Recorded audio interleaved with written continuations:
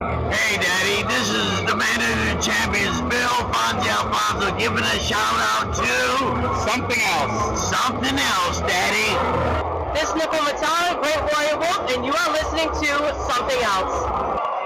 I'm Tony Cini, and you're listening to Something Else. Hey everybody, it's Rich Palladino, the voice of New England, and you are listening to Something Else with Arya.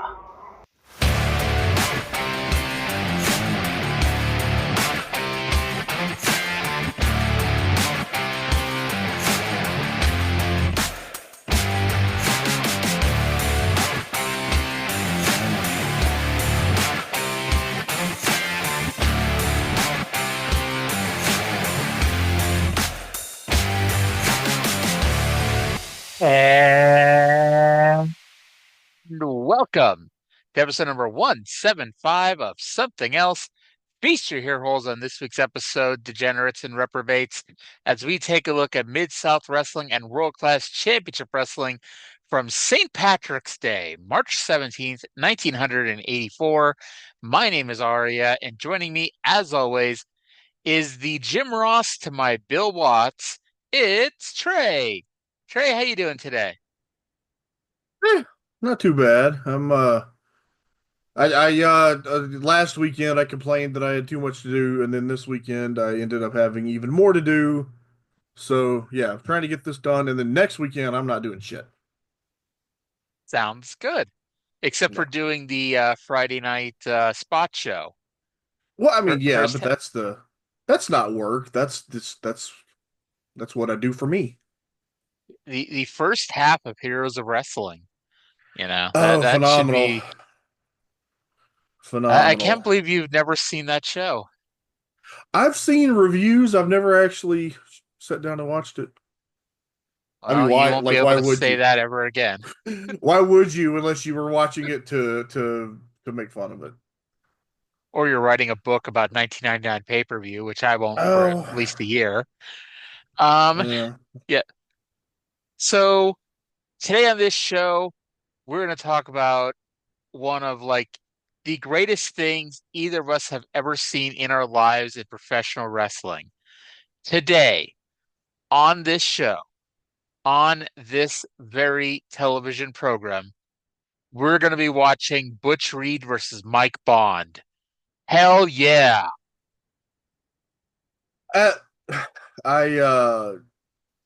That match upset me. Not really. It's I don't know. It was boring and bad. Well, World Class kind of. Okay, we're gonna get into it, but here's the thing. Here's what I have gathered: the better Mid-South is, the worst World Class feels by comparison. Yes, this honestly, and I felt nitpicky. I felt like that Smoky Mountain episode we watched after Ron Wright got out of the wheelchair, where it's I was just looking for something to complain about. That's what this felt like. This was an average episode of World Class, but because we're going to talk about quite possibly the best single episode of Mid-South ever, by comparison, World Class sucked this week. And yeah. I had already made the executive decision. I don't know if you remembered this or not, but we're starting with World Class this week. Oh, okay. Yeah, we usually have more fun doing Mid-South anyway on most weeks. This week especially, World Class would be an afterthought. If we started with Mid-South, we might do the World Class review in about 10 seconds. Well, let's see if we can knock this out in 10 minutes, huh? All right, so let's go to the intro. Bill Mercer, who cut off the opening theme song, by the way. They didn't get to the part where if you're listening to the Jim Cornette show, Stephen Pinu will sue your ass. But let's go to Bill Mercer here to preview this week's episode. Welcome to World Class Championship Wrestling. From the most famous wrestling arena in the world, the Sportatorium here in Dallas, Texas. I'm Bill Mercer. Great to have you with us, and we have a great card on World Class Championship Wrestling. The Iceman, King Parsons, teams up with the American Heavyweight Champion Chris Adams, and they battle their old nemesis, the missing link and gorgeous Jimmy Garvin. And Mike Von Erich takes on a tough one. He is battling Michael Hayes. We also have a replay of the Adams and Garvin battle last week when Adams took away the clothes of Garvin. Well, coming up is Hacksaw and Mike Bond next on World Class Championship Wrestling. It's possible that Bill Mercer doesn't know Butch Reed's name. It is entirely possible. Hadn't thought of that, but yeah. He calls him, and it's not just here, he calls him Hacksaw a lot. And so, I mean, it's possible that, well, I don't know, he maybe thought it wasn't a nickname as much of a first name, maybe. I don't know. But Duggan's legal first name was Hacksaw for a long time in Mid-South. that's true. That is very true. So I started getting excited because, when you want to skip watching an episode, the thing you want to hear is we're going to get a replay this week. Fortunately, the replay, it was 6 minutes long. So we were able to skip 6 minutes, but hey, it's I guess better than nothing, I guess. So we go to our opener, Butch Reed versus Mike Bond. And the only reason I knew this was not the same match as last week was because last week Butch was wrestling his brother, the very capable Mike Reed. Yeah, I don't know why. On the place that I get the World Class results, a website called World Class Memories, this match wasn't even listed on the taping, so I don't know if they just missed it or what the fuck. Maybe it's from another week. It could be. And yeah, it could be, but I don't know. This wasn't good. Bond, even the finish looked bad because Bond took a really awkward bump for the shoulder block, and then I don't know. The very capable Mike Bond wasn't capable enough. I think the bowl cut is holding him back. Well, you see, Mike Bond isn't very capable. Mike Reed is very capable. Oh, I thought. Okay, so which one is Bruiser Brody's friend? I don't know. Why are there two of them?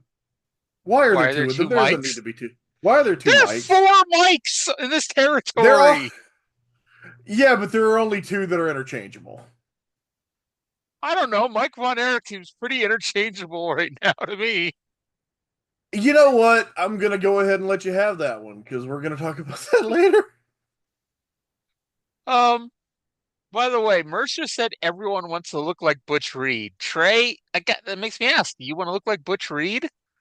I mean, Butch Reed's fucking jacked. Yeah, that'd be a physique to aspire to. Nothing wrong with Butch Reed.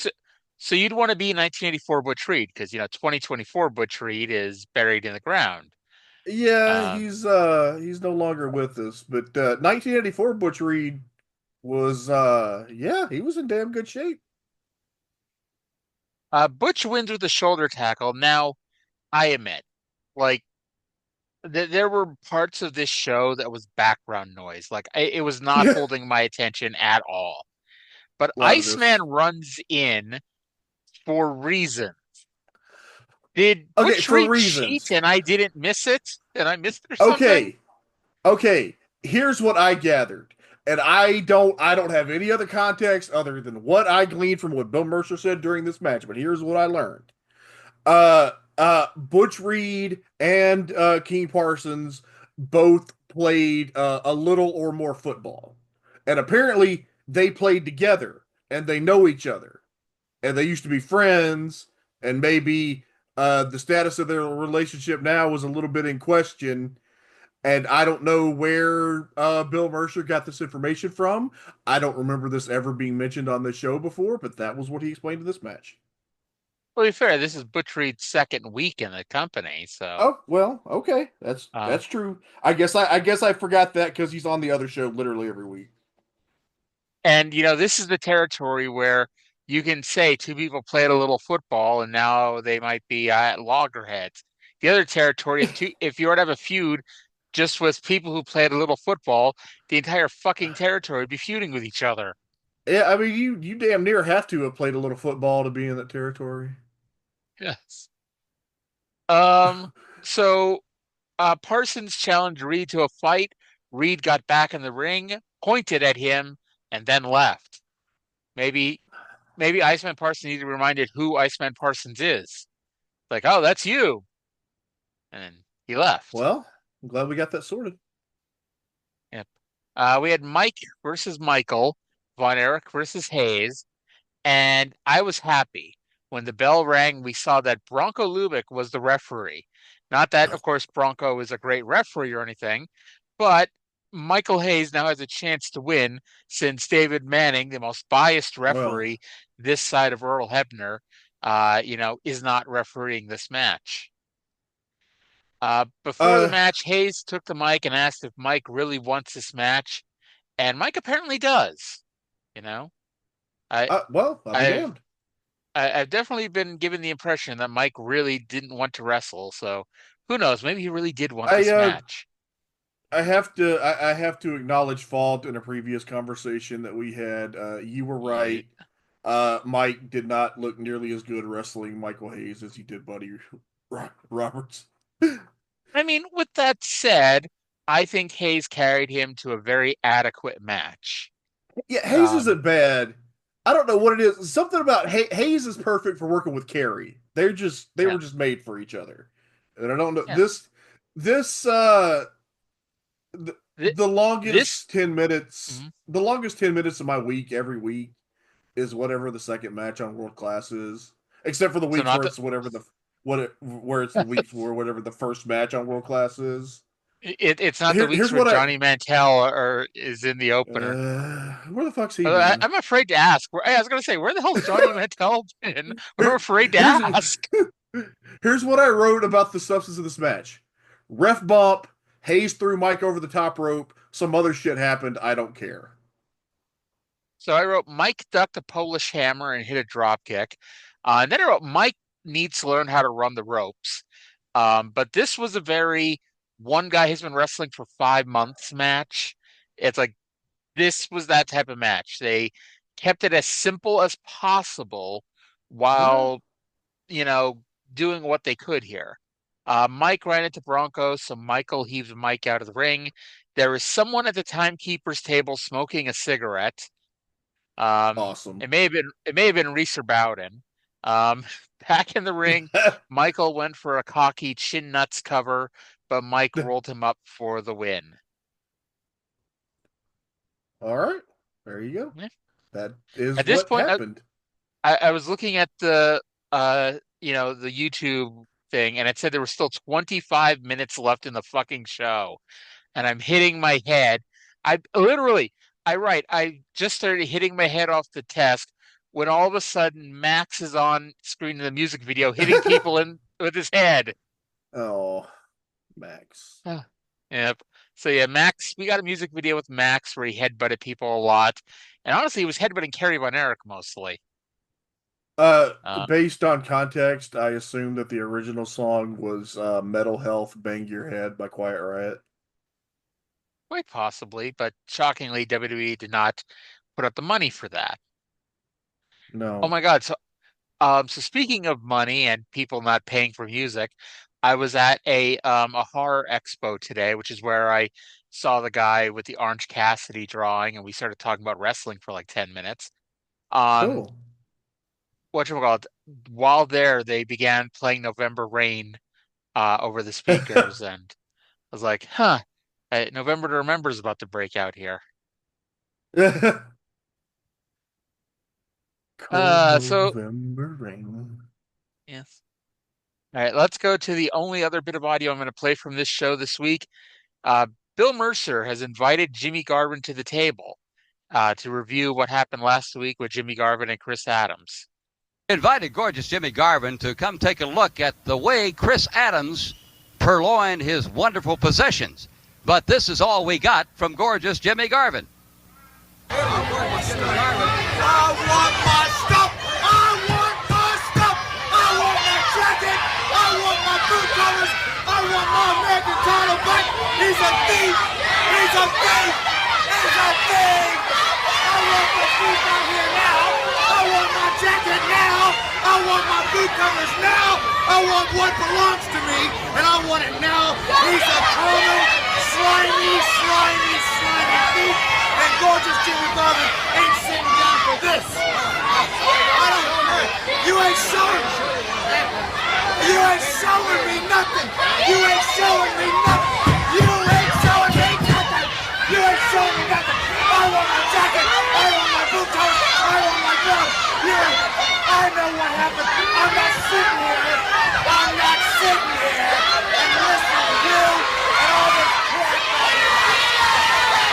I'm sorry that gorgeous Jimmy Garvin didn't want to stick around and see this battle of Chris Adams and Kelly Kaniski when Chris took gorgeous Jimmy Garvin's clothes, but let's go look at it anyway. All right. Now, Trae, you come from a highly educated university. You're a lot like Scott Steiner in that way. What the hell does purloined mean? I mean, I get it through context, but you know, what is with pro wrestling shows trying to teach us words? The one that gets me the most, and there's a lot of them, and we could do a whole fucking show about them, but there was the time in WWE when you couldn't say a title was vacant; it was held in abeyance. Yeah, Jesus, that's such a fucking dumbass Vinceism. And the funny thing is, like at first, I thought because they kept saying it was being held in abeyance of the next pay-per-view or whatever. I thought they were saying held in advance, ADVANCE, which at least in my head at the time kind of made sense. But no, abeyance was on Vince's word of the day toilet paper in 2013, and suddenly that word was all over TV. Yeah, what are you gonna do? What was the word from a few weeks ago that I was going to make as the title of the show until you convinced me otherwise? Oh, I don't remember. Okay. The vocabulary on this show is a bit high for us, I guess. But I have an excellent vocabulary. I just have a bad memory. Yeah. Jimmy Garvin threw a 5-star hissy fit. Oh, that was an outstanding tantrum. In fact, if you were to rate hissy fits, it's probably a 5.5 star, maybe even a 6-star hissy fit. Outstanding. Yeah. I mean, I guess I can understand why, but it's like, why was he not happy just playing, a sissy and, like the effeminate one? Yeah, it was better. He was really good at that. Yeah, it was. But I'm really trying to find that word from 2 weeks ago, and I'm not finding it. God damn it! Oh well. Sorry, I'm not a rememberer. Damn it! Are you a Decemberer to dismemberer? It might be. We will not be watching that show on the Friday night spot show. I look forward to the day that we get there on the Oh My God cast. I will in 8 years. I will definitely be listening to the show to hear you lose your shit. I'm gonna make you come on for that one. I'm gonna be. Hey, that might be around the time I get to 2006 in my book series, so it might be a good plug. That is the price you will owe me for staying alive for another 8 years. Oh well. So they showed that god awful angle from last week that featured Chris Adams challenging Jimmy Garvin to a fair fight and getting his ass kicked. And then Chris Adams needing Sunshine to distract Jimmy Garvin so he could get the upper hand. No honor among these Brits. No.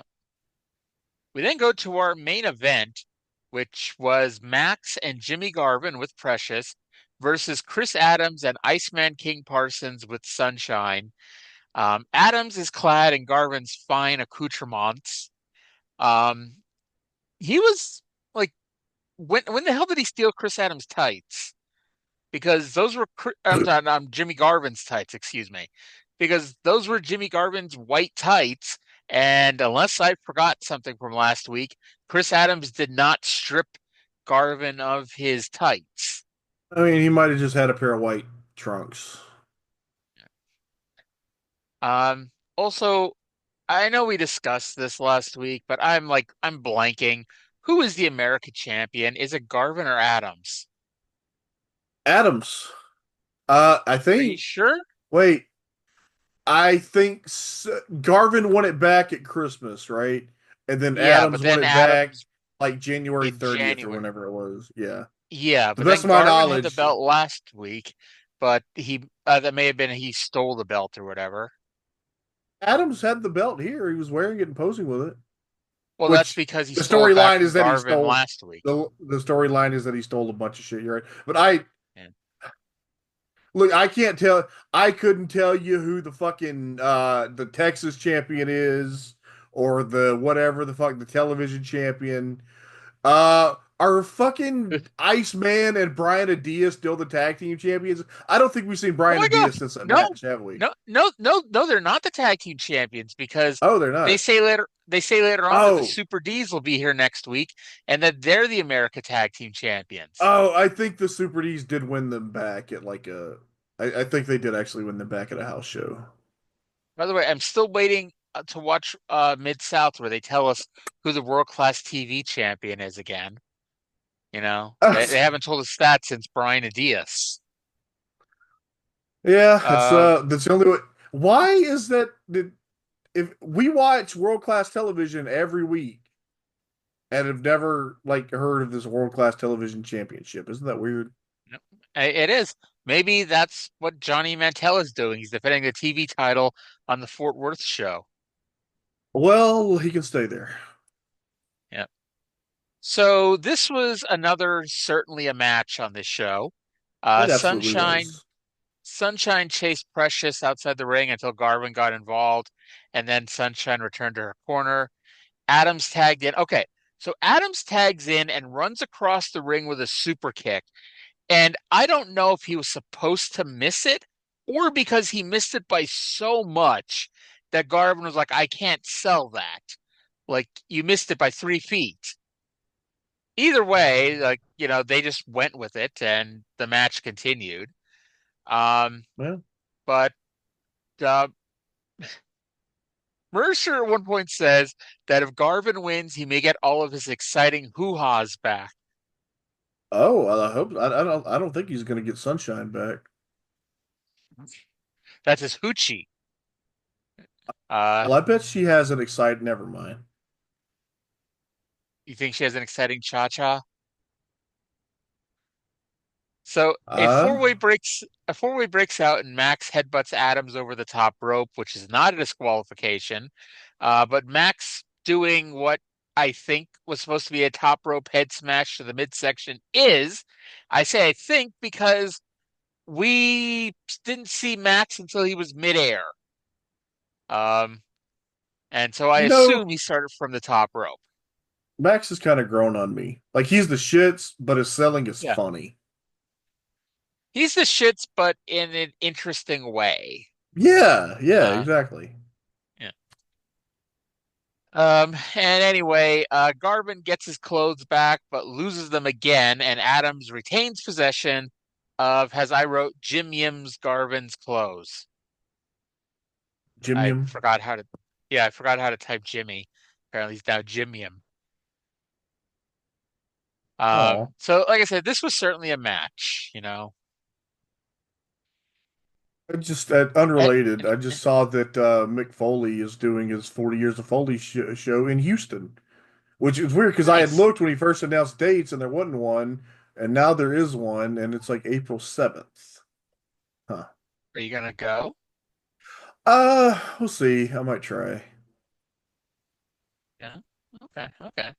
Uh, by the way, next week it's the Super D's returning against Kerry Von Erich in his first match since David's death, and he's going to team with Iceman Parsons. There's been a So profound lack that, of D on this show. yes, super or otherwise. Indeed. Um, so we're at the semifinals of the New Japan Cup. How is your bracket doing? Okay, I am 2 shows behind. My Okay, so you don't. bracket. You, I don't know what okay. I don't know what happened at the end of round 2. I my bracket was perfect at the end of round one, and then Gabe Kidd losing fucked me because I had him going to the finals. Fucking Gabe Kidd. It And I wasn't his mean, fault. yeah, It was I'm fucking looking at House of the Torture. final four. Yeah. I'm looking at the How- final four, and I mean, it's the New Japan Cup, so they don't always put the obvious person over. So with that in mind, I think any of the four could win. Cool. Don't tell me. I'll I get think caught up in the next I day or yeah, two. like like if I was an odds maker, I know who I would pick, but I also know Gato tends to like, especially with the New Japan Cup, like I said, he doesn't always go with the most obvious choice. You Yeah, because know what they'll I do mean? like Yoda Tsuji won last year, and like a guy that knew wouldn't win like the G1 or something, Yeah. but Like I more. remember and not saying out of nowhere is harsh, but that year ZSJ won when he submitted like everybody like in the Yeah, tournament. Like that was yeah, kind of out of nowhere. yeah. I think he submitted Ibushi, Naito, and Tanahashi. Yeah. Well, it was the first time Zach won the tournament. He also won in 2022. So over on my ECW show on I can't remember the new name of the website. It used to be angrymarks.com. It's like Marks Who Like Wrestling or something like that.com Uh, nowadays. okay. Anyway, last week Mike Awesome defended the ECW title against New Jack, and Oh, yeah, but that sounds he had his phenomenal. oh, it was it was definitely quite something. And Mike Awesome had a ponytail. He put his mullet in a ponytail, which I think was the only Oh, time I'd ever seen that. weird. Yeah. And it made me think, like, I know that you've watched a lot of wrestling. Quite possibly you're pretty close, probably the only person who's watched as much as I have. Have you watched 1990 WCW much, like the week by week shows? No. All right. So at one point in the spring or summer of 1990, Ric Flair starts wearing a ponytail on WCW Saturday Oh, Night for a weekly oh, why? yeah. Why? Was that Jim Hurd? Was that fucking Yeah, Jim Hurd? I think it was a fucking Jim Hurd thing. 'Cause that was probably around the God time Jim damn it. Hurd was harassing him to cut his hair and to be Spartacus. I was like, and I guess Dave said, we were supposed to know it was Ric Flair. But like, what I thought was, we're gonna change Ric Flair's name to Spartacus. Are we supposed to pretend it's somebody different, or just okay, this is Ric Flair, just now he's calling himself Spartacus for some reason? But I guess Yeah. it's supposed to be that. Because it's not even like you're going to the WWF and pretending to be an entirely new character. Yeah. So one other thing I want to bring up. Now we all know wrestling's fake, you know, Really? and they're not. They don't even pretend like and that's I think that's part. I think that sucks sometimes. Like when it's like, okay, like I'm watching the wrestling show. Like you don't have to knock me in the head with kayfabe, but at the same time, don't tell me how fake it is. So Cena's heel Exactly. turn a few weeks ago. Cena's heel turn Hmm. a few weeks ago. So what happened was The Rock comes out, asks Cody to be his man. Cody tells him to go fuck himself. So John Cena kicks him in the dick and reveals that he's Hmm. sided with The Rock. Yeah. So kayfabe wise, what would have happened had Cody said yes to The Rock's proposition? Oh, they knew that Cody wouldn't say yes. Cody is the ultimate babyface. Okay, so what if somebody other than John Cena won the Elimination Chamber? Was CM Punk ready to kick Cody in the dick and side with The Rock? Was I Logan Paul, sure. I don't remember who the hell else was in the Elimination Chamber. Drew McIntyre, Damian Priest. Were they gonna kick Cody Rhodes in the dick and and side with The Rock? Drew McIntyre probably would. Yeah. Uh, so all right. Somehow, despite the fact that we were trying to rush to get to Mid South, we still took us 26 minutes to get to Mid South. Um, Blame Arya for that. Mostly because of the off-topic, though, not because of the world class. No. All right, so Trey, before we dive into Mid-South, March 17th, 1984, did you notice the new logo? No. And it was funny because I even thought about it later because I did notice that on the bumpers, instead of the video, they now just have like glamour shots of Magnum TA and Terry Taylor for some reason. The beefcake photos. Terry Taylor and Magnum TA. Yes. Oh, Lord, and you still did not notice the new logo. It's funny because I noticed that and I'm like, oh, she's gonna fuck with me about still not noticing that logo. And keep in mind, you thought that it did not go back and look at the new logo. You see, by the time I notice it, it won't be the new logo anymore. No, it won't. When they change to the UWF in a couple of years, I'm not even going to ask if you noticed they changed the name of the company yet. I might not. All right, so with that, let's go to the St. Patrick's Day 1984 edition of Mid-South Wrestling. This, like, okay, everyone remembers, or if you don't remember, you've heard about the cake angle. This is that episode. However, that's not the only thing that happens on this show. Like, that angle by itself would have made this a great show. That's not the only thing that happens. No. Let's go to the intro of the show with, I don't know what the hell, I don't know if this was a spell check thing or just me being drunk thing. Let's go to the intro with, as I wrote, Boyd Pease. Intro of the show this week. This week's edition of Mid-South Wrestling Television Network. I'm your host, Boyd Pierce. We have a lot of exciting action coming up. Magnum TA takes on Nature Boy Buddy Landell. Another great battle, Terry Taylor versus Russian Nikolai Volkov. We move into the seventh week of the Mid-South Television Tournament. The Junkyard Dog versus Crusher Khrushchev. A lot of things have been happening. Matchmaker Grizzly Smith tells me that Hacksaw Duggan is in town, but as yet we haven't heard anything from him. But we have exciting news. We have new champions, both a new North American heavyweight champion and new Mid-South tag team title holders. Cowboy Bill Watts is now at ringside, so let's go to him right now. Ladies and gentlemen, tonight was to be the seventh week of the Mid-South Wrestling Television Championship Tournament for $10,000. It was to be the Junkyard Dog against Crusher Darso, who's now Crusher Khrushchev. As you can see, the Junkyard Dog has registered a forfeit, and Crusher Khrushchev has advanced in the tournament to the final week, the ninth week. So next week it'll be Terry Taylor against Hacksaw Butch Reed.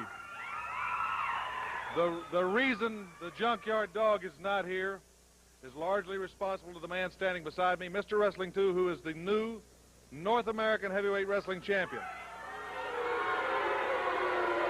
Monday, March the 12th, downtown New Orleans, before a packed crowd, Wrestling 2 wrestled the Junkyard Dog. And 2, I've known you a long time. And I'll tell you, I was there and you shocked me. Because I think you know the match that the Dog would be the most vulnerable in would be a clean, scientific bout. And in all the hoopla going on between you and Magnum TA, you kept stressing you'd beat him fair and square. And you said if you didn't beat him fair and square for the title, you'd unmask and leave Mid-South. Now, Mid-South didn't write any of these stipulations into the contract. This was a verbal situation between you and the Junkyard Dog. And you went out and you wrestled him fair and square. And I think you know that he's the toughest guy I've ever met, and that he's used to big, rough, tough guys trying to cheat him, and he goes ghetto style, and he can beat them all. So you stayed real cool, and you didn't get his temper flared up, because I think you figured he'd take your head off. You lulled him into a false sense of security. You still couldn't beat him. You hit him with 2 or 3 knee lifts and couldn't put him down. And then I saw you take something out of your tights, strap it on your knee, and knock him cold. What do you say to that? Hey, Bill, what you saw was I was pulling my trunks up, and as far as anything, I was straightening out my knee. I had a knee pad on, it was wrinkled down a little bit, and I was pulling my knee up. Well, ladies and gentlemen, let's let the people at home be the judge. We have a very short film clip that covers just that one instant in the match when something drastically changed in your appearance. Let's watch that now. Okay, so today we're gonna have Magnum TA versus Buddy Landell, and Terry Taylor versus Nikolai Volkov. Plus, we are scheduled, I say, to have Junkyard Dog versus Crusher Khrushchev in the 7th round of the television tournament for a medal and $10,000. Plus, we have new champions. We are full of new champions on this show. We have new North American champion. We have new tag team champions. And to that, we go over to Bill Watts, who informs us that Junkyard Dog has been forced to forfeit today due to the new North American champion, Mr. Wrestling 2. And on Monday, March 12th, we found out that 2 used shenanigans, I must say, to win the championship. And they say that he allegedly took something out of his tights and used it to knock Dog the fuck out. And then they showed video of, it was not a very good video, because to be honest, it just looked like 2 adjusted his knee pad. But we're supposed to believe that he was putting some sort of international object into his knee pad and using it to knock Junkyard Dog the fuck out. Yeah, that was the implication. I don't know. I guess I'll take their word for it. Yes. Now, we're going to go into a specific amount of time here in just a second, but okay, I know that they bickered back and forth a bit, but did they ever say on television, like during all those challenges back and forth, did they ever make a challenge on TV that if 2 beat Dog, Dog would have to leave town? Nothing I remember. Yeah. By the way, maybe in like a local promo or something, but yeah. I guess we finally know why Dog's not going to be in the territory here in the next few weeks. Yep. Dog, being the upstanding gentleman that he is, the upstanding athlete and person and wrestler that he is, even though this was not an official stipulation, he is taking it up. He's taking it to heart, and he is disappearing from the territory for a little bit. What is Mid-South going to do without the Junkyard Dog? Oh, well, I guess we'll have to see. Now, as we've mentioned, we have new North American champion and new tag team champions. You might recall the tag team champions, even though they did not get along, were Mr. Wrestling 2 and Magnum TA. So we were wondering, wait, what happened with that? Well, thankfully for us, Bill and Mr. Wrestling 2 were still at ringside to discuss this. Everybody at home saw just what happened, and the Junkyard Dog is a man of his word, which I can no longer say for you. And he's said that he was leaving anyway, although you didn't beat him fair and square, so he's gone for 90 days. First of all, Bill, get off my back. The fact of it is that I was pulling up a knee pad.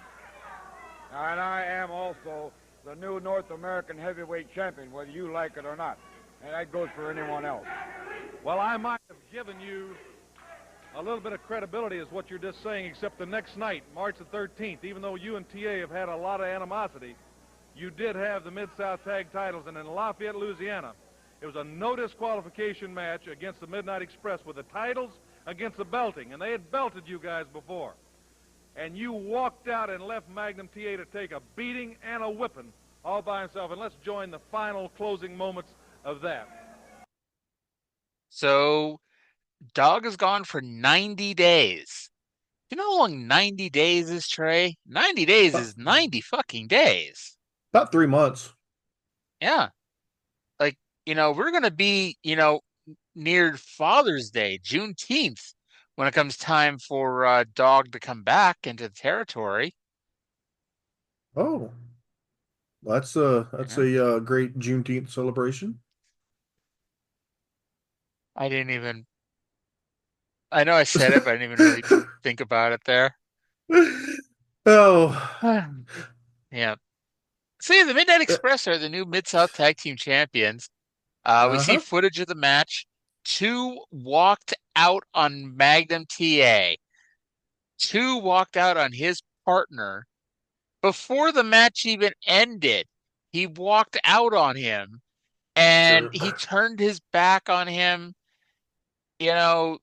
this old jealous bastard, that's what he is. This was all him.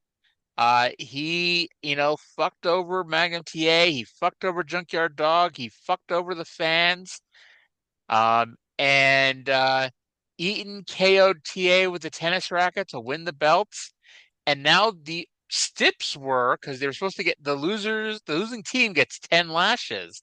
So the Stips were one gets 5, the other gets 5.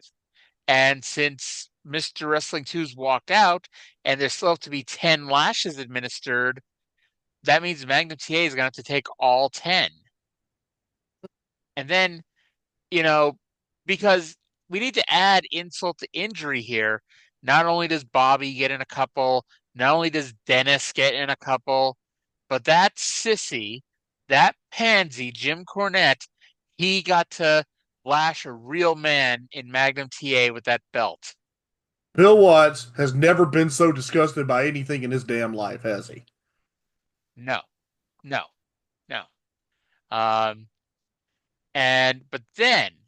But then, because this is the 1980s, and all you need to be a friend in wrestling is to come out of the same dressing room.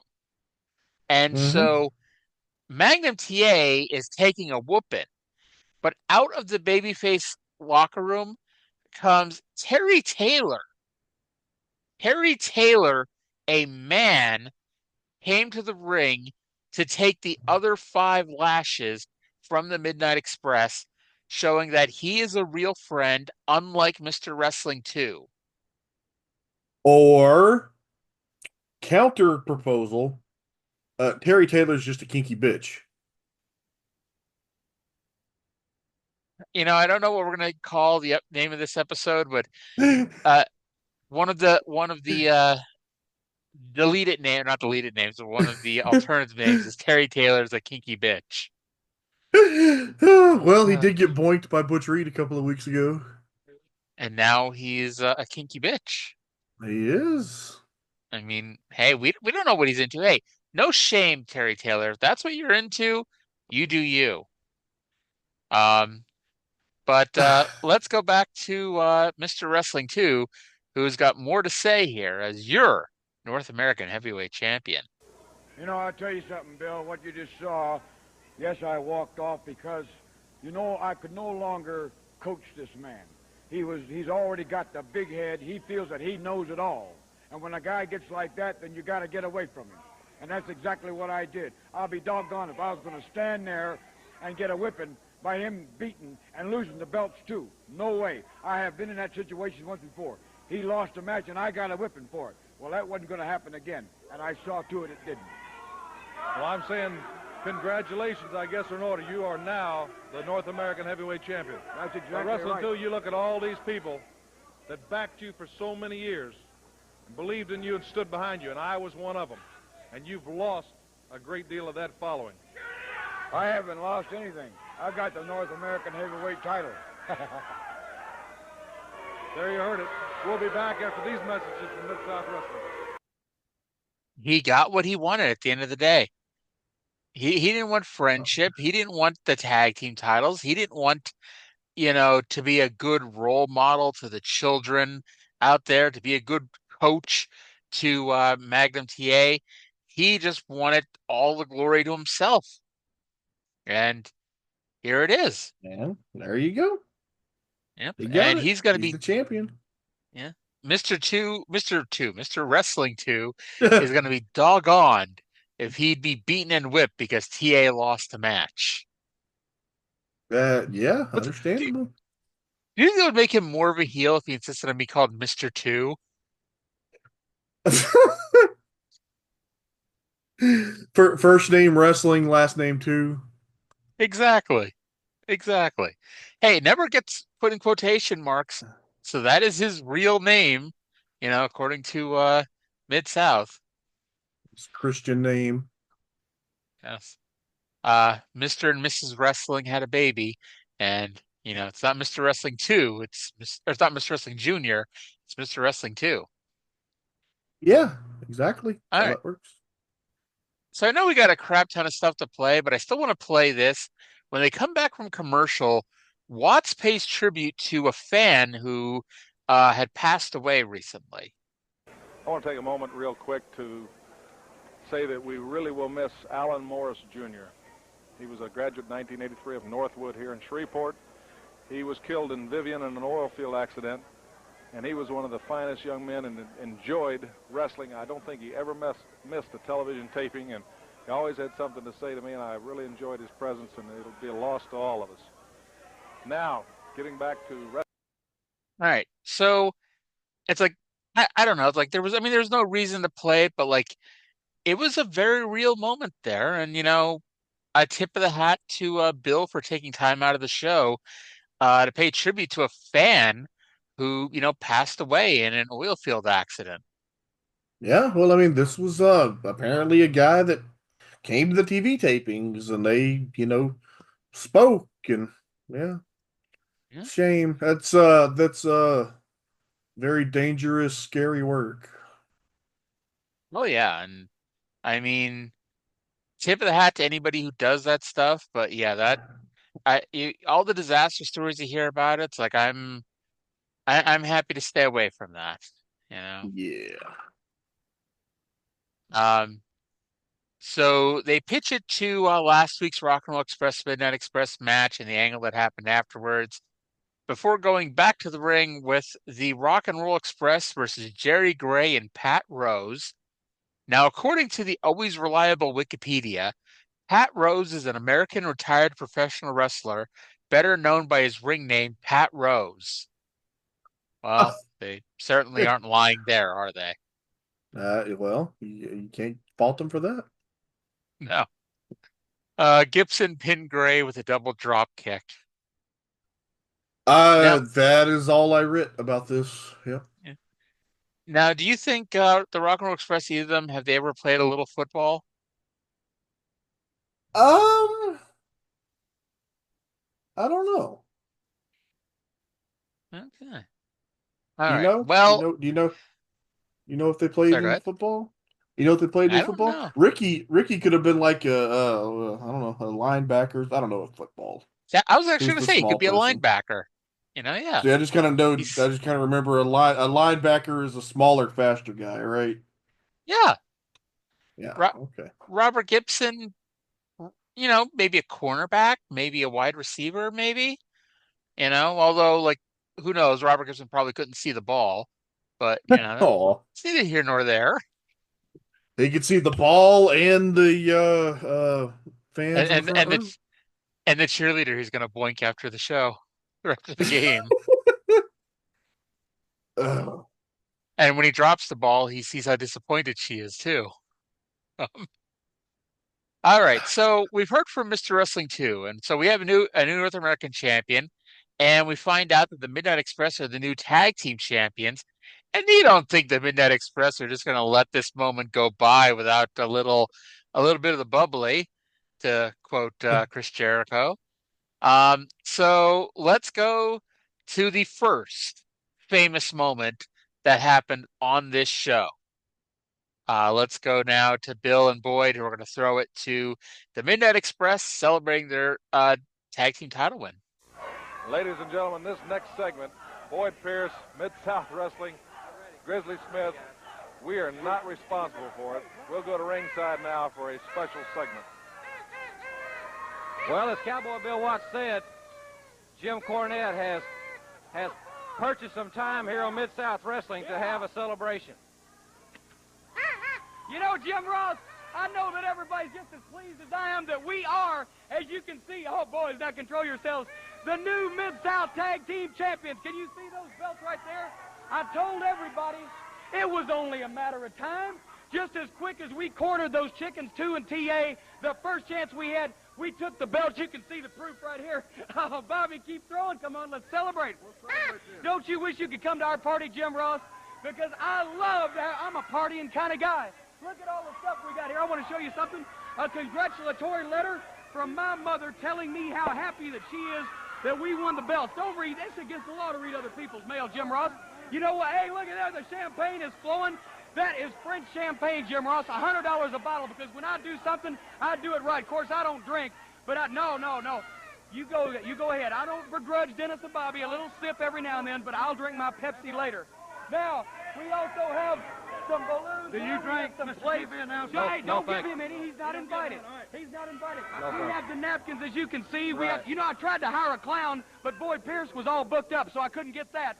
But we've got everything else, and the main thing that I want to say is the people in the studio audience are not invited, because you people are going to see right now how much fun it is to be in the Midnight Express, and you're going to see why that we are the champions, but they can't come. And I'm going to say, shut up over there. This is our party. We can do anything we want to. And I'm going to say one more thing, Jim Ross. You know, my mother was going to be here today, but unfortunately, she had a meeting to go to. She had to fly to New York and meet with E.F. Hutton, and she couldn't be here. But I know that you will extend your deepest regards to her. Won't you do that? Oh, certainly, yeah, right. Very happy to be here. Yeah, but anyway, and now, the piece de resistance. Ladies and gentlemen, as you can see, this beautiful cake right here, I normally don't let Dennis and Bobby eat sweets, but in this case, once again, I am going to make an exception because they are the tag team champions of all the Mid-South. They will remain so for quite some time. See how exuberant they are?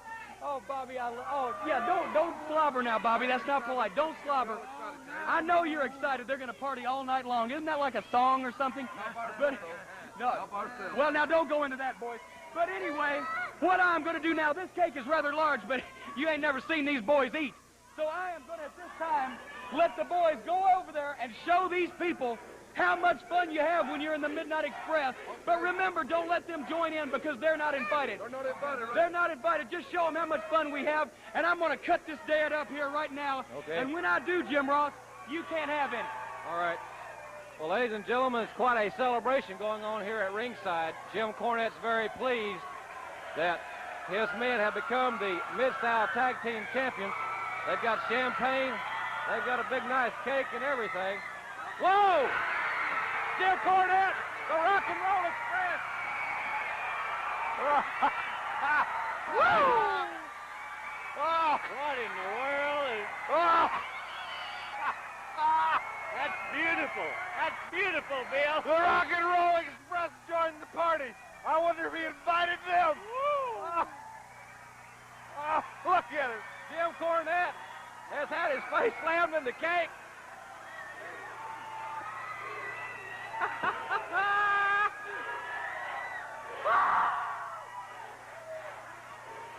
Ladies and gentlemen, Cornette has got cake all over himself at the hands of the Rock and Roll Express. The party's over. The party is over. I'd like to be able to say something to Cornette here. Jim Cornette, I'd like to be able to get a word here. They're leaving. Let's go back to ringside of Bill Watts and Boyd Pierce. Well, Boyd, I tell you, I love it. I love it. It's about time, after all the horrible, degrading things that sissy has perpetrated on some real men in this ring. I love it. Thank you, Rock and Roll Express. You've made my day. You'll be back after these messages. Okay, this was fucking great. There is no part of this that wasn't like this angle is a fucking 5-star angle. Every part of this was fucking great.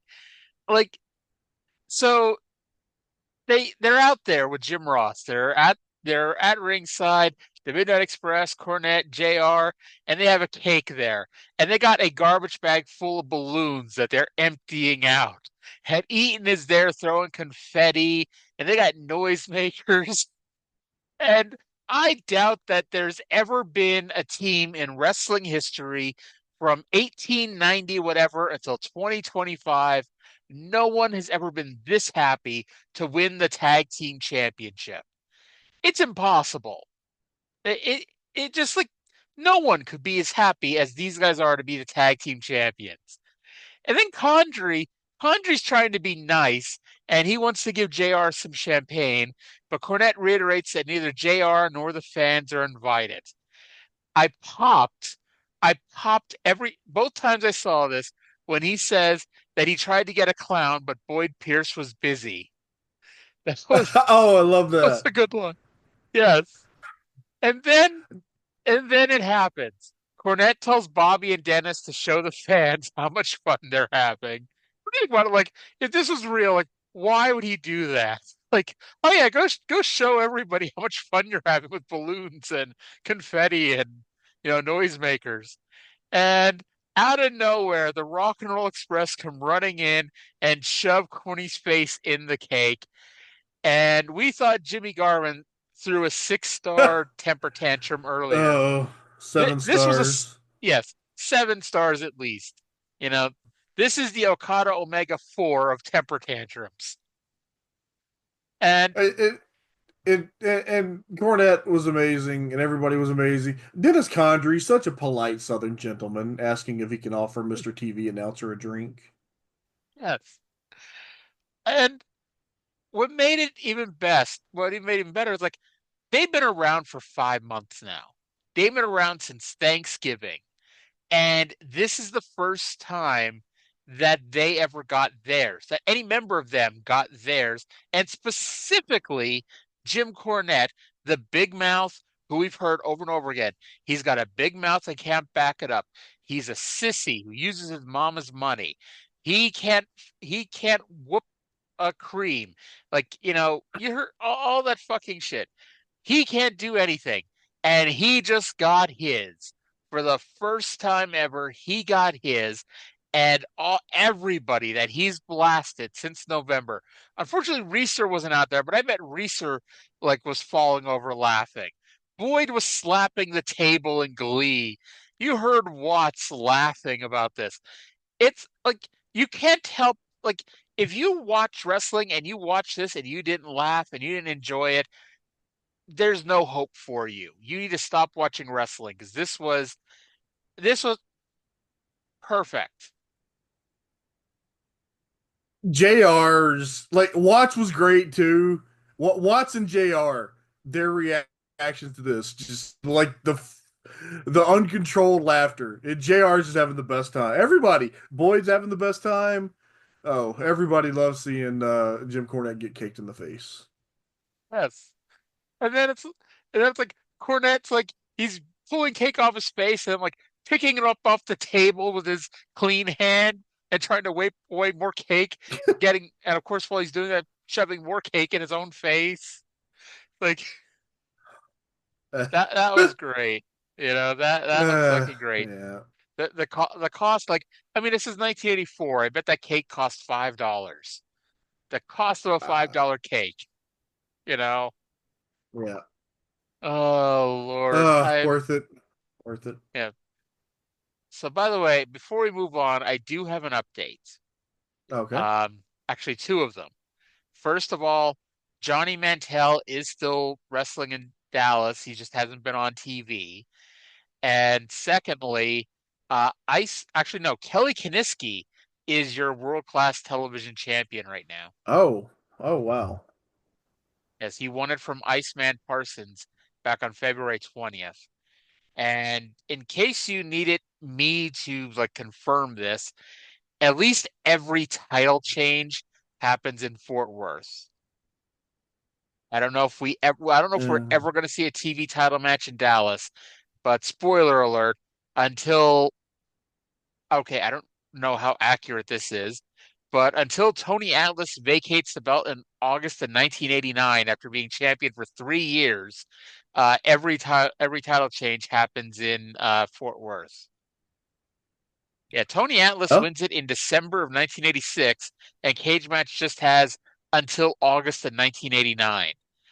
That is one hell of a title reign for Tony Atlas. Why August 1989? I'm assuming that's when it becomes USWA. Oh, well, could be. Yeah. All right.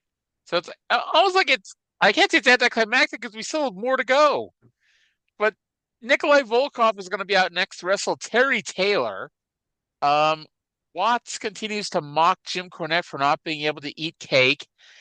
This is a good match, but the wrestling this week is so anticlimactic. This is like a Vince Russo wet dream where it's like the wrestling means nothing. Just give me more interviews and promo segments. Taylor drop kicks Volkov over the top rope, which should be a disqualification, but doesn't count as one.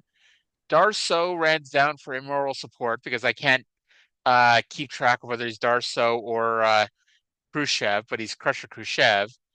Taylor had it won with the O'Connor roll, but Darsow ran in for the disqualification. Actually, I wrote Darlow ran in for the disqualification, whoever the hell that is.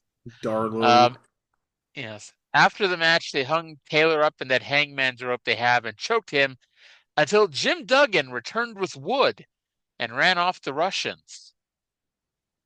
Yeah, that's what he's been doing this whole time. He's been rubbing his wood and getting ready to come back.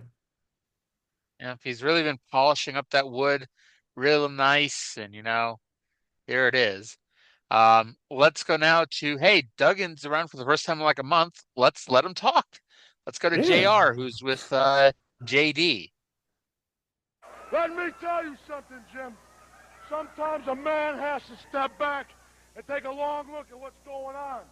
Sometimes a man needs some time. Now, it's true. It's true that Crusher Darsow got my coal miner's glove away from me, and it's true he busted my chops pretty good. But it's also true that Hacksaw Duggan doesn't forget. It's also true that Hacksaw Duggan will make up for lost time, because every stinking day, I wash my hair, I think of Crusher Darsow. I eat my cereal, I think of Crusher Darsow. I brush my teeth, and I think of Crusher Darsow. I want you, Darsow, or whatever you're calling yourself, and I want my glove back. So that means a coal miner's match glove. That's what I want, baby. A coal miner's glove match. Because Hacksaw Duggan's back, and Hacksaw Duggan's walking tall. There you hear from Hacksaw Duggan at ringside, and we'll be back with more Mid-South Wrestling action after this word from the network. I can't believe that when JYD leaves this territory in 6 months, why is Watts so panicked? Like, good God, he's got a tremendous troupe of baby faces here. He's got Jim Duggan, who, okay, in all fairness, Jim Duggan is going to get a good push as a top baby face. But everyone knows the story that Watts is so desperate for an African-American baby face on top that we really get all crazy here in the next few years with them. I can't wait till we get Master G. That's going to be great. But like Duggan, he's fucking amazing. Magnum TA is fucking amazing. Terry Taylor is fucking amazing. And it's like he should have been fine. Like, but oh well, it's Bill Watts. But Duggan is great. He says he eats breakfast, takes a shower, and sleeps while thinking about Crusher Darsow. It's a Mid-South love story. Okay. I didn't really, yeah, okay. I was just thinking about that's a kind of a weird order to do things in, but I have also taken a shower, eaten breakfast, and then gone to sleep. Have you done it while thinking about Crusher Darsow? Well, does the Blacktop Bully count? Yes. Okay. I want to believe you really have gone to bed thinking about the Blacktop Bully. Do you not? I mean, at least twice a week, but I thought that was just my thing. So we then get Buddy Landell versus Magnum TA, who is pissed. How pissed is he? He takes his shirt off angrily before the bell rings. I'll be honest, I know Buddy is getting a little bit of a push as Butch Reed's partner, but I was definitely expecting this to be like a 30-second squash match. Instead, it was a very competitive match between two guys whose careers could have and should have been so much better than they were. And despite the fact that it was not a 30-second squash match, it still had the same finish. TA wins with a belly-to-belly suplex. in an alternate universe, this is the main event of like Starrcade '88. I mean, you can't prove that in an alternate universe that it was not the main event of Starrcade '88. I know this Yeah, is usually this where we start having an argument over, how you can't prove something that didn't happen, and you you can't know, prove a negative. This is true. yes. Um, this was a good competitive match. Like you could tell they think a lot of Buddy because he got so much against the baby face that they're about to strap the rocket to. Yeah. And it's not the boring rocket like Lance Storm had strapped to him. This is the real rocket. Oh, he had a rocket, all right, but that was a whole different gimmick. That's when he was teaming with Val Venus. Do you Yes. remember when they were a team and I think it was a Raw Roulette episode, and there was a Capture the Midget match with like Hurricane, Rosie, Terry Yes. Runnels, and Yes. there's a segment where Lance Storm and Val Venus are picking up girls, and Val's like, Lance, these girls are a little bit more conservative, so we just have to act like nice, normal guys. He's like, oh, of course, nice, normal guys. And in come the two ladies who are like, we've heard things about wrestlers being too wild and crazy. I was like, oh, it's nothing like that. We're just your regular average Joes, yada, yada, yada. And as they're saying that, in runs the midget, in runs the Hurricane, Rosie, Terry Runnels and whoever else was in that segment, and they go back and like the one time this entire angle worked for Lance because Lance is just like, we have no idea who they are. They are not with us. And if there's one person I would trust to say that, it would be Lance Storm. Didn't JR win that when the Yes, midget sat in his Uh, lap? Why do yes, I remember Lance, that?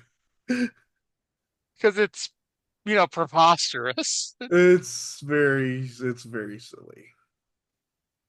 Do you remember when JR and the King beat Lance Storm and William Regal in a tag team match? No, I remember when they wrestled Al Snow and Jonathan Coachman, where the winners Yep. got to broadcast Raw. I don't remember them wrestling Storm and Regal. Yes, they beat Lance Storm and Mr. Regal. I think it was the Christmas 2002 episode of Raw.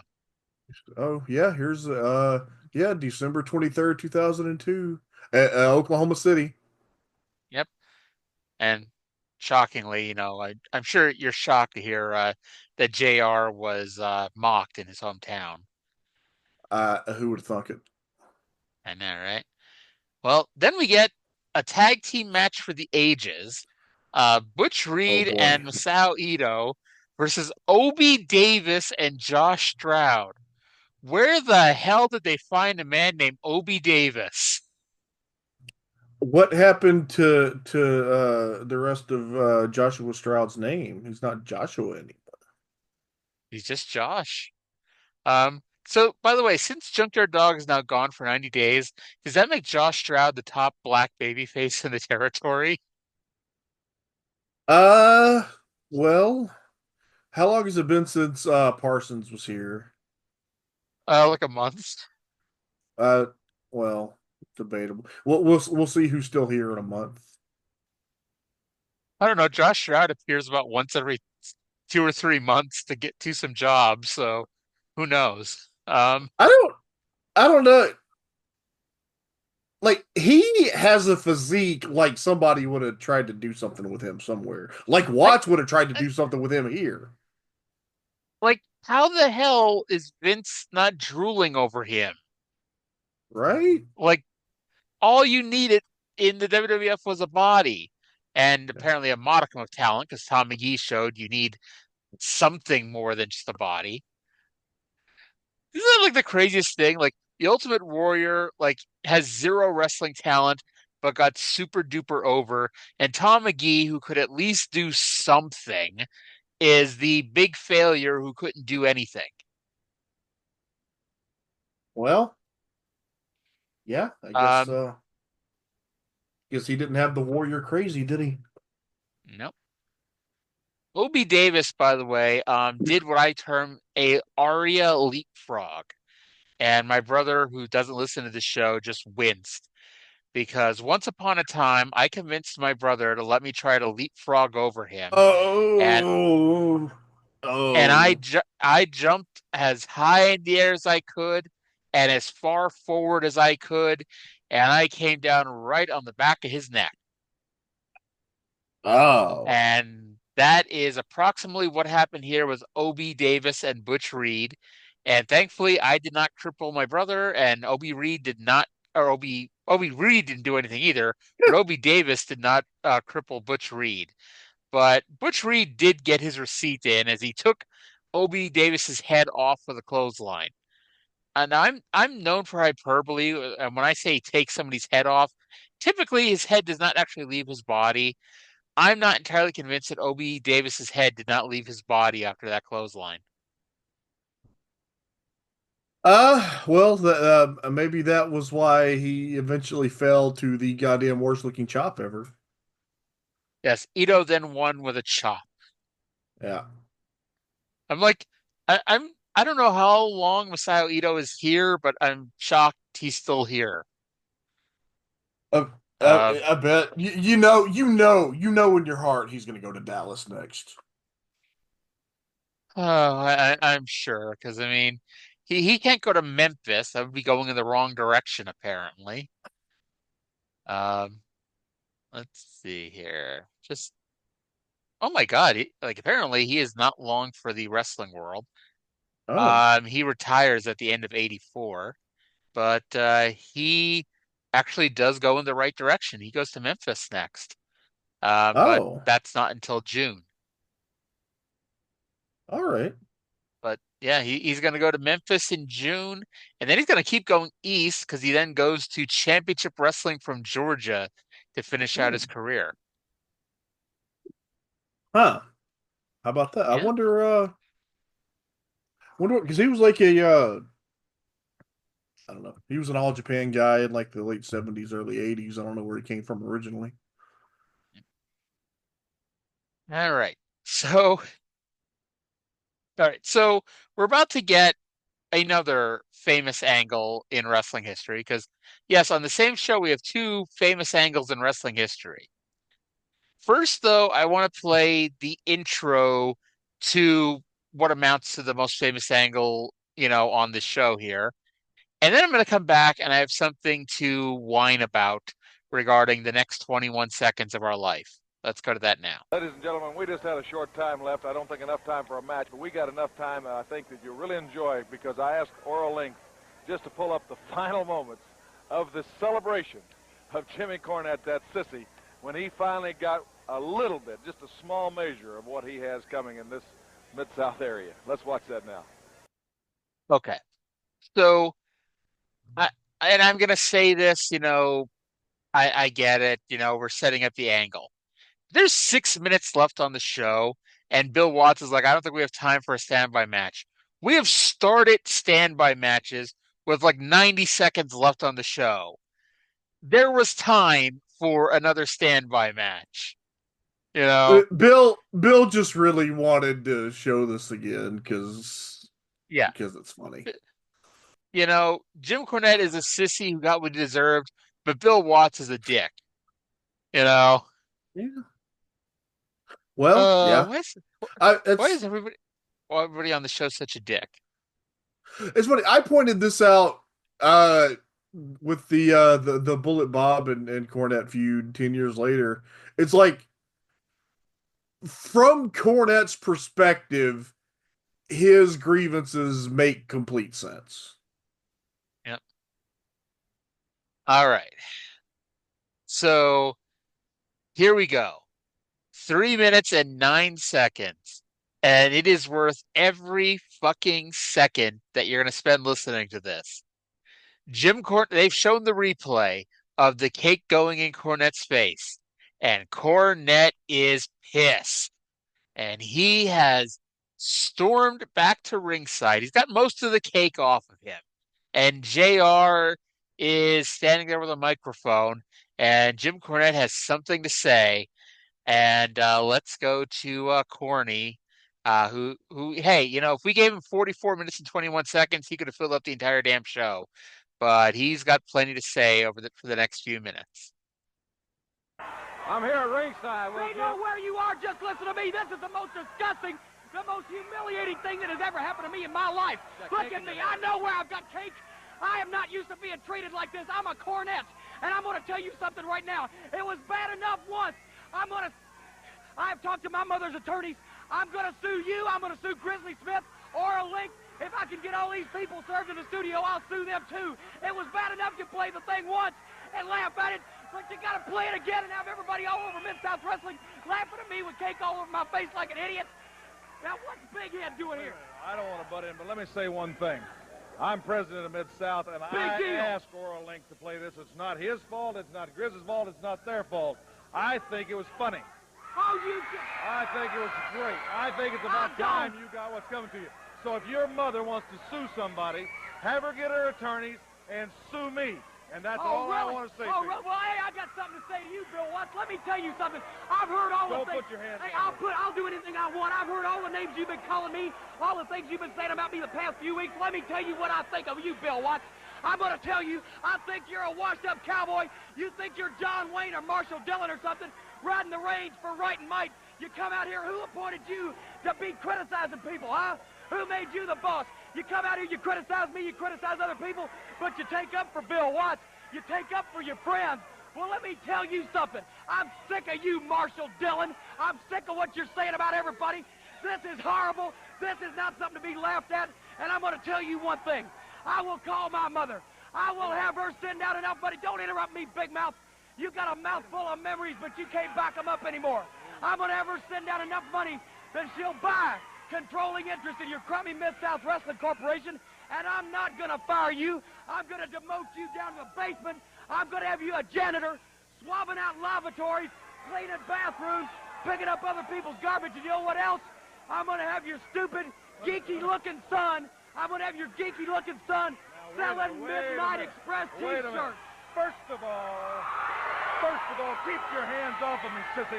Let me tell you, I don't want to argue with you because I run out of words to say in an argument, and then I settle it physically. And you're not equipped for it, sissy. And don't ever say anything about my family or my son. Now, I'm going to walk away. This is twice. I'm walking away. Hey, I don't want you to come. Whoa, wait just a minute. Wait just a minute. Ladies and gentlemen, wait. Let's go back. Let's get back to Boyd Pierce right away. Well, I never seen like this. I know Bill Watts a long time. Jim Cornette may be sipping soup through a straw because I've seen that hand put a man out more than a baseball bat. That's all the time. Goodbye till next week on Mid-South Wrestling. Okay. Okay, I have a question. How many times did you rewind the slap? Legitimately, at least 10 times. Mine was somewhere between 5 and 10. The sound and the pop and then the fucking bump that Cornette took was amazing. Oh, yeah. And I watched it over and over again. This motherfucker took a flip bump for a slap to the face. And I'm sorry, I got to play it again here. One second. Family or my son. Now I'm going to walk away. This is twice. I'm walking away. Hey, I don't want you to come. Oh. Wait just a minute. Oh my God. And the way, not only does he take the flip bump selling for it, he is flopping around trying to get to his feet. And it's so completely believable that he couldn't get to his feet because he's so disoriented. And oh my God. Bill Dundee deserves a raise this week. Arya, you trained a little bit as a wrestler, and you know a lot. Here's the thing: you can't work a slap like that. No, you cannot work a slap like that. Oh, when I was in college, we were making this little film. We had to make this film for our Spanish class. And we got really extra about it and wrote a whole script, and it was this crime thriller. Well, at this point, the script called for me to slap my classmate Greg, and I'm like, dude, there's no way to do it but do it, and he said, do it, so I did it. By the way, that may be on YouTube somewhere still. Oh my God. By the way, do you still talk to Greg, or does Greg still talk to you? Oh, we're still Facebook friends. Greg's a good guy. Okay. Uh-uh. So this whole fucking segment, like this whole fucking 3 minutes, from Cornette freaking out that he's going to sue Oral Link, Grizzly Smith, Jim Ross, all the fans, and then like in the mid sentence, he's like, "And what is Big Head doing?" I popped so much for, oh, what's Big Head doing here? Here's the thing. Here's the thing. Watts would have let Cornette talk all he wanted to. Yes. You don't poke a man like Bill Watts in the chest. Honestly, though, he probably still would have gotten away with that. But it was bringing up his kid. Yeah. And it was that. And then it was the last one. Watts tried to walk away. And Cornette grabbed him and fucking... Oh, that's such an amazing slap. So Big Head walks up and says that it's funny, and I just love it. Like, again, none of this is scripted. Like, I'm sure Cornette had a general idea of what he wanted to say, but it's like this shit was not scripted. That's important to remember. And it's also important to remember it's not just a script versus not script issue, because I guarantee 99% of wrestlers and managers could not have made this work. This worked because you had Jim Cornette and you had Bill Watts. Those may have been the only two people in all of wrestling that could have made this segment work. So Watts tries. Sorry, go ahead. Yeah, go ahead. Go ahead. So Watts dares Cornette's mama to sue him and tries walking away the first time.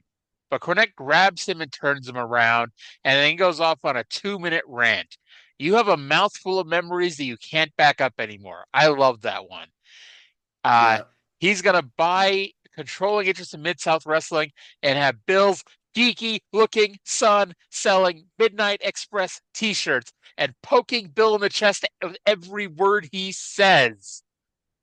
And this couldn't have been done better. Yeah.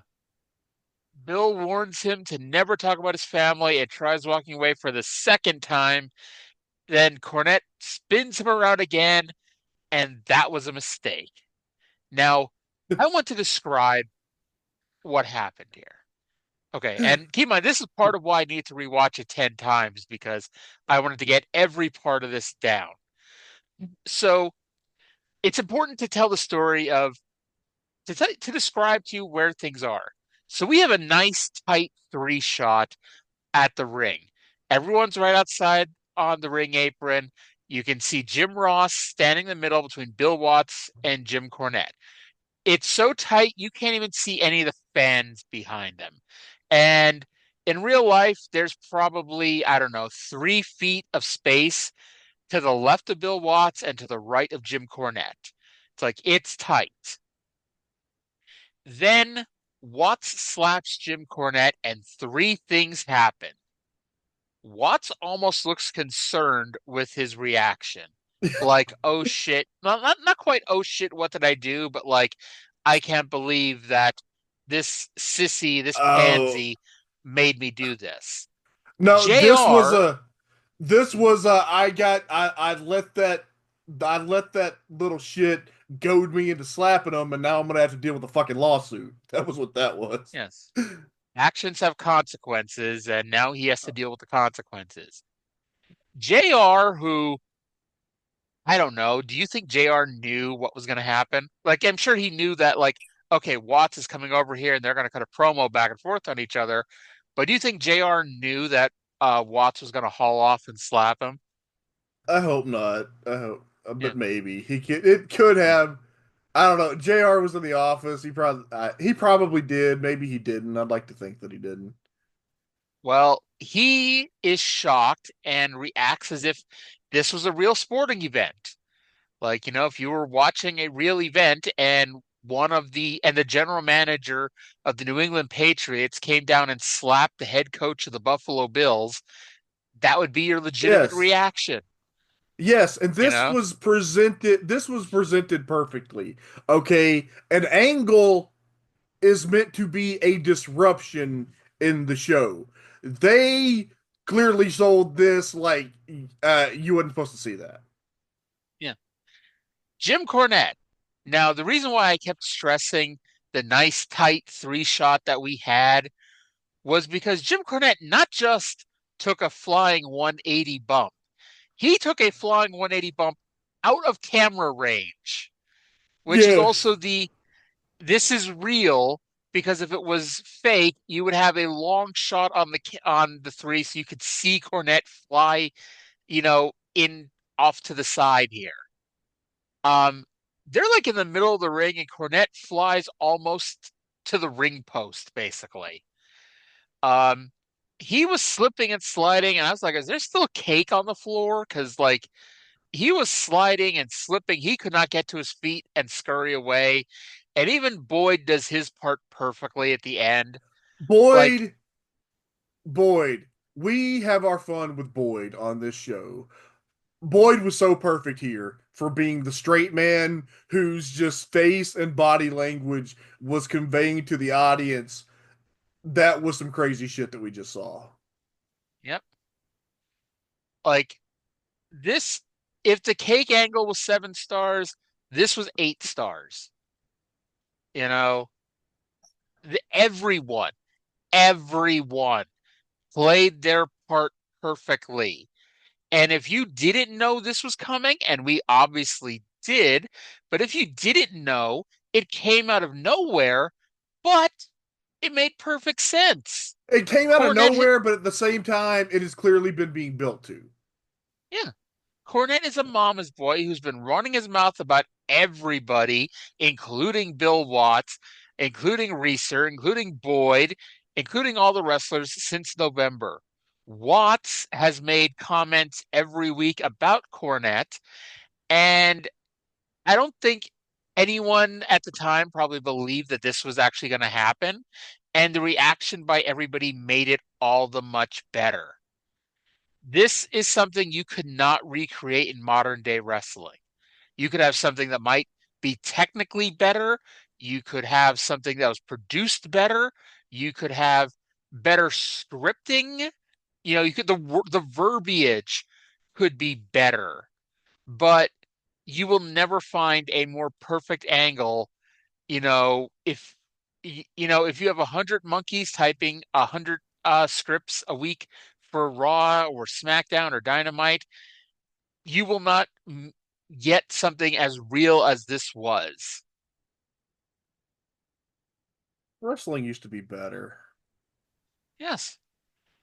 And look, like the in-ring stuff today is so much better.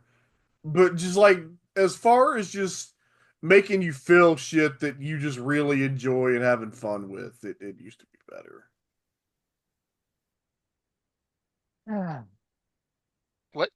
what do you think the title of this episode should be? Like, somehow we have to get Slap, Cake, and Cornette all into one. What did the five fingers say to the face?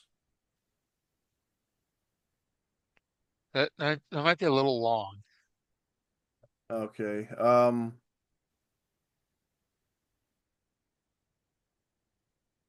Who knows? We'll figure I'll think something. on it. I'll think on it. Yeah. Yeah.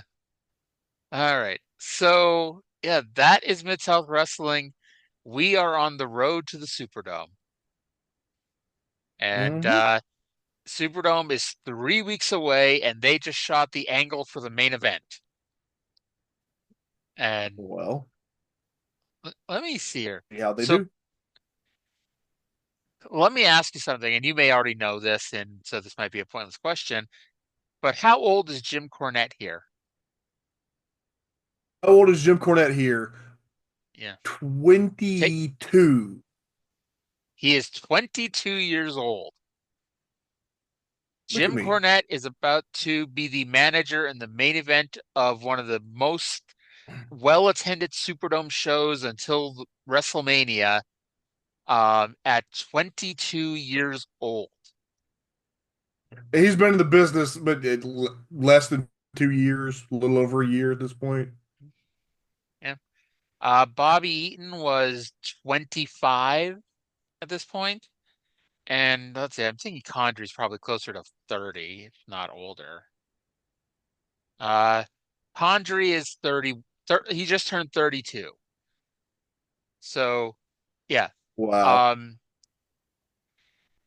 Keeping in mind, without looking it up, I imagine Cody is mid to late 30s and John Cena is mid to late 40s. And I think Cody's about 38. yeah. And keeping in mind that nobody younger was considered for the WrestleMania main event. 39, by the way, Cody Rhodes is. Like I remember even... Cody. I'm sorry. Go ahead. I was say, Cody was born in 1986. 85. I'm sorry. 85, was it 85? Okay, I saw he posted a picture of Dusty's like actual booking book. That was the day he was born. I thought it was 86, but yeah, it might have been 85. I believe you. So, I believe you that it was 85. Yeah. Well, I believe Google. Okay. So when you think about it, like, who was the youngest person in the Elimination Chamber? Logan Paul, and he was 29, and Logan Paul was not going to win. You know? Yeah. But well, yeah. Fucking draw your money with those guys while you can, right? I guess you're wasting money. You're wasting money not getting it while people get really stupid about this idea that everything has to be to build something for the future. Like, the future is not going to be worth a shit if you're not taking care of you right now. But by the way, Drew McIntyre 39, Damian Priest 42, Seth Rollins 38. The ages of the other people. Oh, and CM Punk, I didn't look that up, but Punk is mid 40s, I'm pretty sure. Yeah. You know. Yeah. Punk is 46. You know. Oh. So yeah, and I mean, like, who even is young in WWE now anyway? Like, I think at one point, like, Dominic Mysterio was like the hottest young guy in wrestling, but he's probably close to 30 at this point to himself. Not saying 30 is old, but you're never gonna see somebody in their early 20s main event WrestleMania. And for good or bad, take the good, you take the bad, you take them both, and then you have the facts of fucking life. How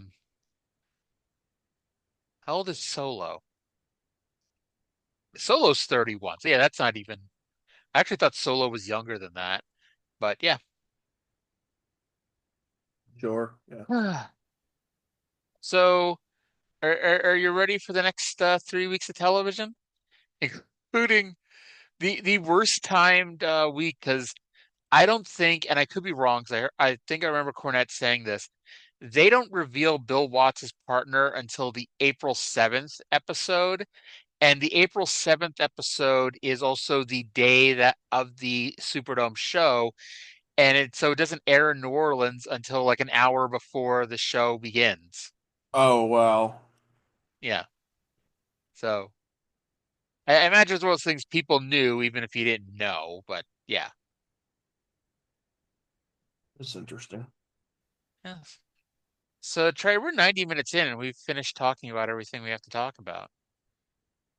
Tremendous. I'm glad. I was yeah.